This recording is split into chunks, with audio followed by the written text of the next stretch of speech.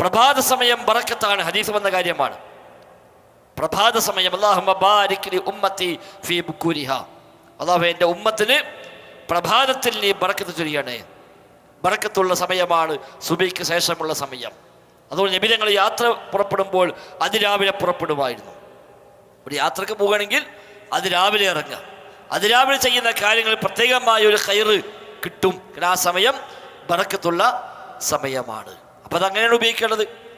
ആ സമയം ഉപയോഗിക്കുന്നത് അങ്ങനെയാണ്. സംഗതിക്ക് ഇറങ്ങുമ്പോൾ നേരത്തെ ഇറങ്ങുക, നേരത്തെ പുറപ്പെടുക, അതൊരു ബറക്കത്തിനുള്ള വഴിയാണ്.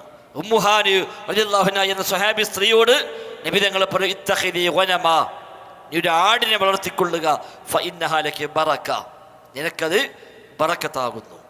അപ്പോൾ ആട് ബറക്കത്താണ്. എന്താ ചെയ്യേണ്ടത്? ആടിനെ വളർത്തുക, അതാണ് നിങ്ങളുടെ വഴി.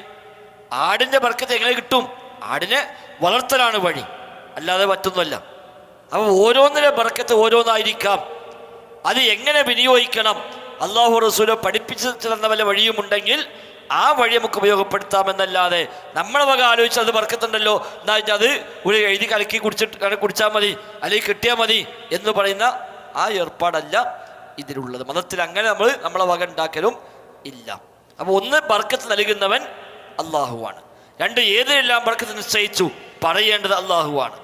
അത് നമുക്ക് എങ്ങനെ ഉപയോഗപ്പെടുത്താം പറയേണ്ടത് അള്ളാഹുവാണ്. അള്ളാഹിന്റെ വഹയി പ്രകാരം അവൻ്റെ റസൂലാണ്. അതല്ലാത്ത ആർക്കത് പറയാൻ അവകാശമില്ല. വേറെ ആരും ബർക്കത്ത് ഇവിടെ കൊടുക്കുന്നവരില്ല. നമ്മുടെ നാട്ടിൽ പലരും ബർക്കത്ത് വിതരണക്കാരാണ്. ബർക്കത്ത് വിതരണം ചെയ്യുന്ന ആളുകൾ, ഓൽക്കല്ല ഒന്നാകെ ഹോൾസെയിൽ കൊടുത്തിട്ട് ഓല് പിന്നെ ഇവിടെ നിന്ന് ഇങ്ങനെ ആവശ്യക്കാർക്ക് കുറേശ്ശെ കൊടുക്കുകയാണ്.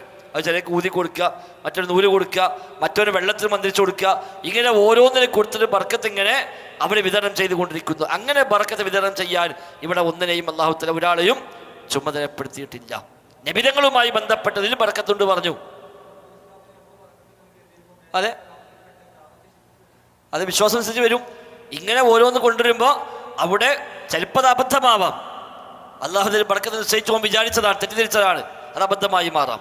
അതേസമയം അല്ല, അതൊരു ബർക്കത്തിൻ്റെ വഴിയാണ് എന്ന് അവൻ വിശ്വസിച്ചുകൊണ്ട് ആ വഴിക്ക് ബർക്കത്ത് തേടുകയാണെങ്കിൽ റബ്ബിൽ നിന്ന് തേടേണ്ട ബർക്കത്ത് റബ്ബല്ലാത്തത് തേടുന്ന വകുപ്പടെ വരും. ഇപ്പം തങ്ങളടുത്ത് പോയി തങ്ങൾ വാക്കിട്ടിയാൽ മതി, എല്ലാം മാറും എന്നിടത്ത് അവന് വിശ്വാസമനുസരിച്ച് അത് ശിർക്കിൻ്റെ വഴിയായിട്ട് വരെ വരാം എന്നാണ് നമ്മൾ കാണേണ്ടത്. അയാൾ ഒരു വാക്ക് കിട്ടിയാൽ അയാളൊന്ന് പറഞ്ഞു കിട്ടിയാൽ മതി, അയാളൊന്ന് തടവിയാൽ മതി, അയാളൊന്ന് ഊതിയാൽ മതി, ബാക്കിയൊന്നും പ്രശ്നമല്ല എന്ന് പറഞ്ഞിട്ട് ഉള്ള പലതും കാണാം സമൂഹത്തിൽ. അങ്ങനെ ബർക്കത്ത് നൽകാൻ കഴിവുള്ളവർ ആരും ഇവിടെ ഇല്ല. ബർക്കത്തിൻ്റെ ഉടമ അല്ലാഹു തആലയാണ്.